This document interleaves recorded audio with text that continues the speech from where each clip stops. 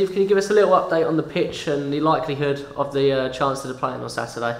I think you've taken some pictures which you'll post shortly. As everybody knows who lives in the area, a lot of snow, very, very cold. The pitch has been covered in snow since Sunday.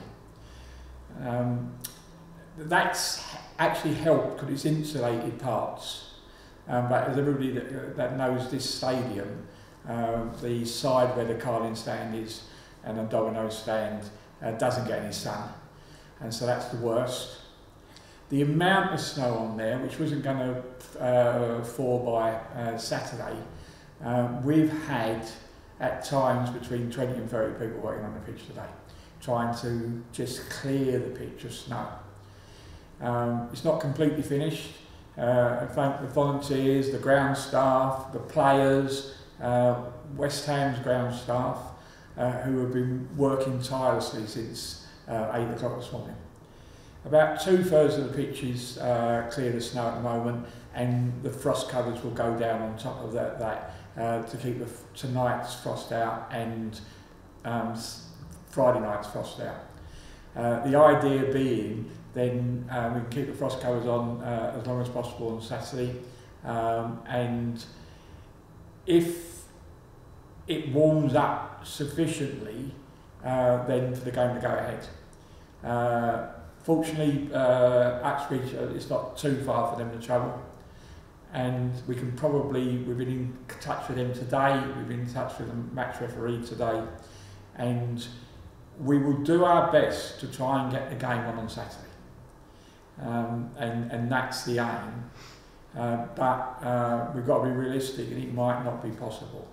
And then we'll have discussions about when we would reschedule the game for. But at the moment, the plan is to get the game on Saturday, and we just urge people to keep an eye on social media, and we'll try and keep you up to date as much as we can. And then whilst we've got you, have you just got a little update on the streaming service from the National League?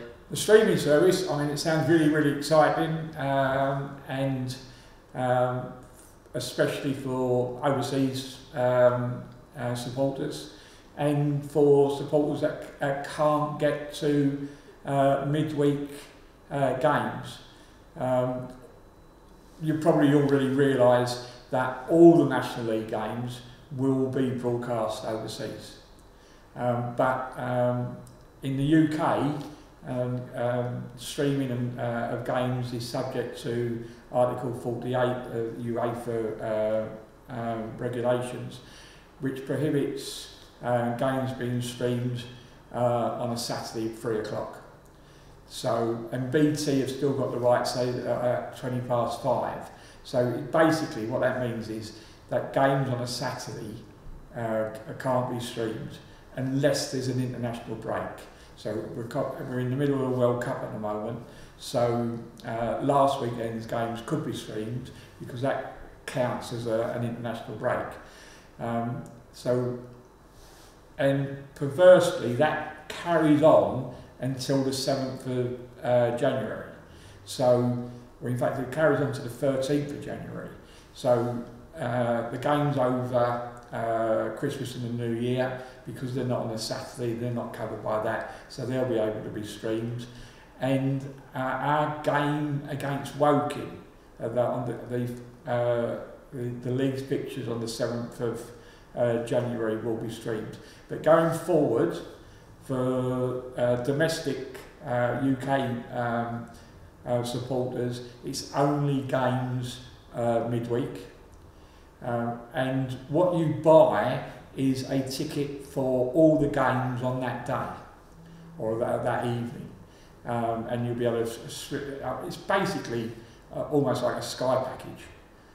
So you're not buying a ticket for a particular game, you're buying a ticket for the league programme on that day. So that's quite exciting. I think it's relatively well priced, and by doing it this way, the whole costs of the production, which are quite high for the league, is spread out amongst all the clubs. So it's important when you sign up, make certain you sign up and register as a Dagenham and Redbridge supporter, because that's the way that we will share in the income, by signing up as a Dagenham and Redbridge supporter. So if you're a neutral and you've got a soft spot for Dagenham and Redbridge, sign up as a Dagenham and Redbridge supporter as well, and we'll make a little bit more money going forward. But that's important. But it's important to remember it's only for non-Saturday games, basically, unless there's an international break. But going forward, I think it's exciting.